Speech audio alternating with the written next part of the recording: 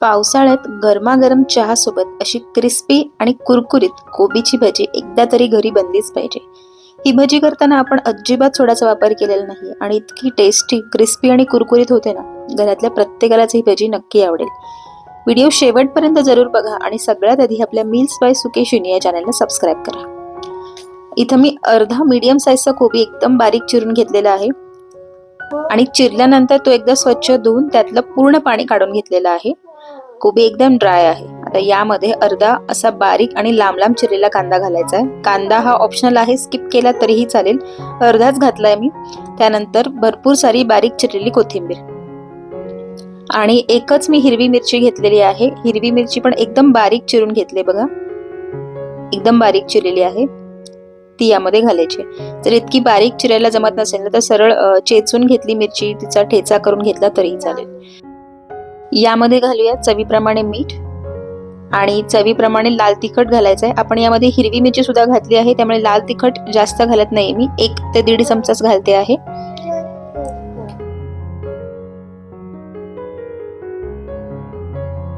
पाव चमचा हळद यामध्ये घालायची आणि पाव चमचा ओवा घेतलाय मी, तो असा कुस्करून यामध्ये घालायचा आहे।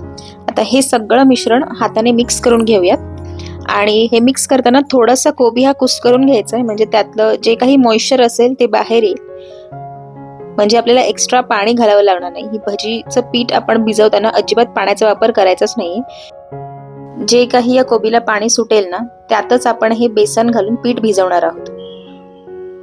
1 ते 2 मिनिटं चांगलं हे कोबी कुस्करून घेऊयात, चांगलं मिक्स करून घेऊ।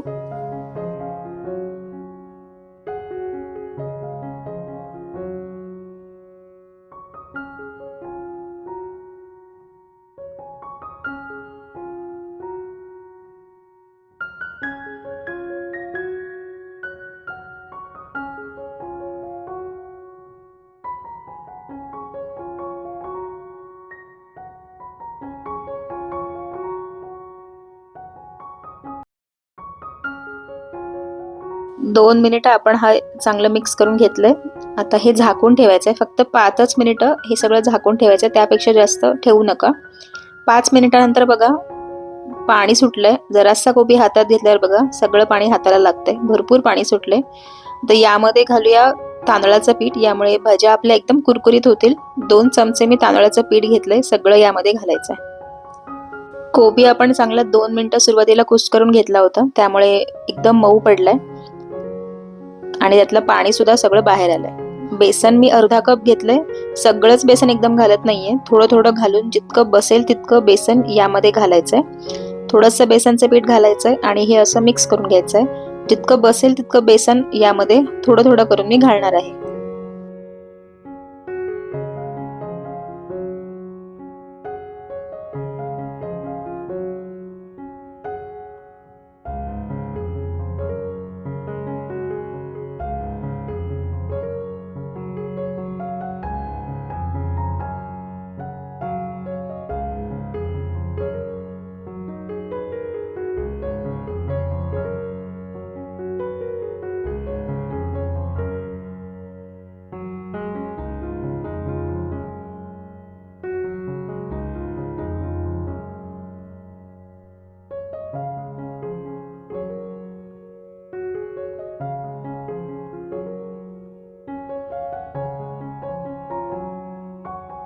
अर्धा कप मी बेसन घेतलं होतं, त्यातलं फक्त 1 ते 1.5 चमचा बेसन उरलंय। सगळं पीठ यामध्ये बसलंय आणि व्यवस्थित बाइंडिंग सुद्धा आलेली आहे।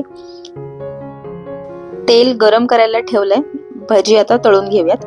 तेल तापलंय की नाही ते चेक करण्यासाठी एक छोटीशी भजी आपण यामध्ये घालूयात। भजी यामध्ये घातल्या घातल्या पटकन बुडबुडे आले आणि भजी एकदम वर आली, याचा अर्थ तेल आपलं व्यवस्थित तापलंय।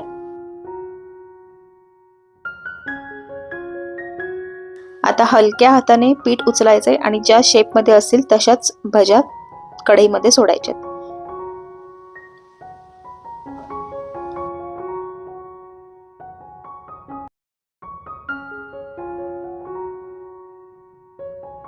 आता तेल या स्टेजला आपलं व्यवस्थित तापलेलं आहे, त्यामुळे एकदम मोठा गॅस करू नका, लो टू मीडियम फ्लेम वरतीच तेलाचं टेम्परेचर हे ऍडजस्ट करायचं। कारण तेल जर खूप जास्त तापलं ना तर भज्या बाहेरून करपतील, आतून कच्च्या राहतील।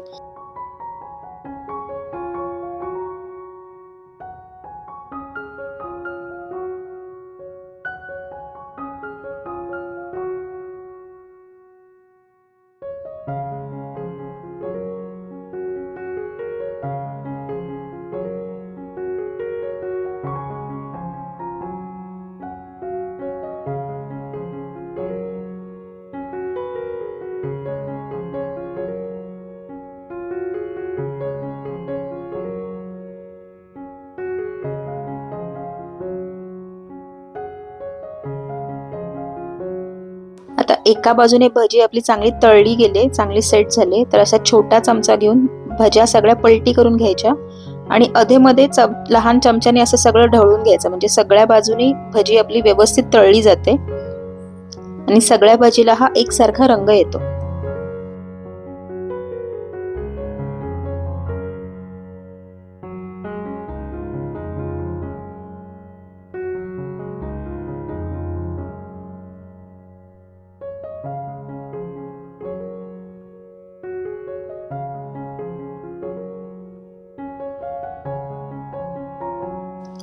आपल्या भजीची पहिली बॅच तळून तयार आहे.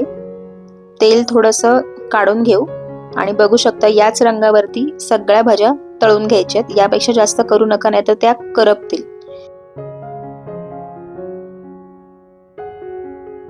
आता उरलेल्या सगळ्या पिठाच्या भज्या अशाच तळून घेते.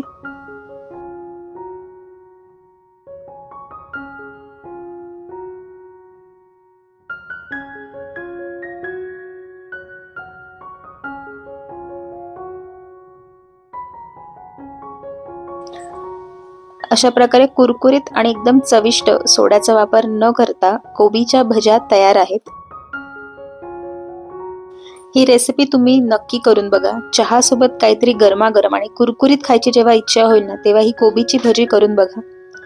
रेसिपी कशी होते ही कमेंट बॉक्समध्ये मला नक्की कळवा. माझ्या रेसिपीज आवडत असतील तर आपल्या मील्स बाय सुकेशनी या चॅनलला सबस्क्राईब करा, व्हिडिओजना लाईक करा आणि जास्तीत जास्त शेअर करा. पुन्हा भेटूया अशाच एका रेसिपीसोबत. Thank you so much for watching.